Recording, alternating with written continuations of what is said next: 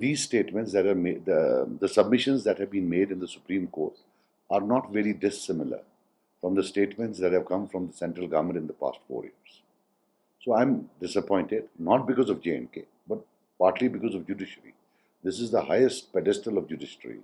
And if they ask a question and the answer is same, as ambiguous as it was 4 years back, as evasive as it was 4 years back, then I think it's a matter of concern.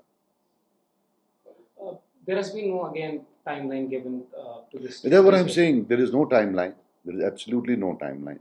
And even the arguments being presented, I'm not a lawyer, but I see a lot of political arguments, but no legal argument. And to be very honest with you, if, for example, I'm using the word if, and if we accept whatever the government of India has to say, that there were problems in J&K, development, employment, does that mean that every state in India whose indicators of employment and development are lagging will be converted into a UT? Is that the new norm? So we have to ask, these are very specious arguments, fallacious arguments, which in any court of law normally would not be accepted. And I hope and pray that legality prevails, justice prevails, and as has been apparently observed in the highest court, that constitutional challenges will be decided on the basis of what's written in the Constitution, not on the basis of these other arguments made, which are non-legal in nature. Well, Sajal, earlier, most probably, all political parties were demanding that government of India should hold the elections. Now today they announced. Why you are not satisfied? Second, that do you think? Hang on a moment. Yes. Can you give me a date? If you are so satisfied, can you give me a date? I did not find a date. If your TV company has found a date, please let me know also, because I have to fight. You don't have to fight. If you have discovered a date in those, then give me a date. I would love to hear a date. One thing the government of India will already give the answer, that it is the election of. That we all know that that's in Kashmir. It's more of a such statements are sort of they're pretty non-democratic in nature, because if everything is okay, why aren't elections being held? So I don't see. I haven't discovered a date. If you have discovered one, you let me know. Will it affect on abrogation of articles? If the hearings are going on, abruptly this statement come out from the government. How much it will affect? It's all happening in the Supreme. It is all happening in the Supreme Court. As I told you, that we're very hopeful. The case is very strong. You don't need to be a great lawyer or a great genius or rocket scientist to actually see that the weight of the argument from both sides. How legally weighty one argument was, and how weightless in the context of legality the other argument is. For a moment, okay, we accept they announced the election, but what about the restoration of the state? That's what I'm saying, that even on statehood they are evasive. See, the bigger question, as I said, is that is J&K still a special state? And is this ill treatment just meant for J&K?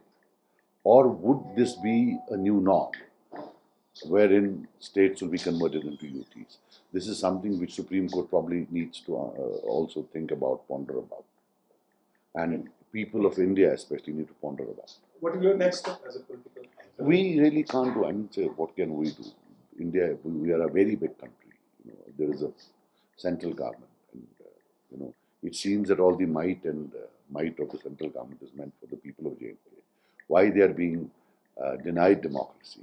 Why people who don't belong to this state are ruling, calling the shots? While as in all the other states and even UTs, it is the people of those states who actually rule, who decide, good or bad. That's what democracy is all about. That's what it is all about. How we have evolved. We evolved by accepting the fault lines in our democracy and helped it to evolve over a period of last 7 decades.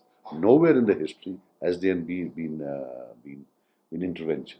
If there have been any interventions, they are today remembered for notoriety, not for fame.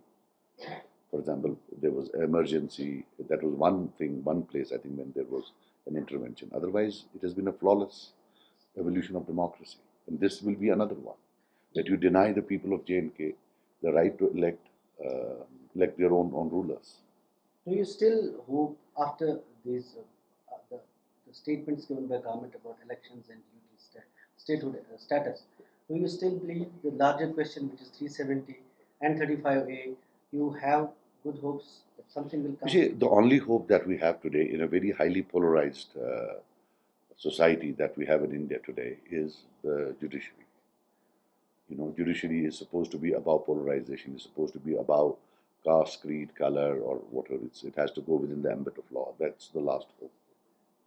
My last question is that since government has not set any timeline for statehood to be restored, for example, elections take place before the state was restored. How do you see that progress? Because a lot of leaders are saying that state UT fighting elections in UT would not give any benefit to the people of Jammu and Kashmir, and many have denied. Even Umar Abdullah Mehboob are saying that fighting elections when there is statehood, there is no statehood to Jammu and Kashmir. They will stay away from these polls. How do you see it?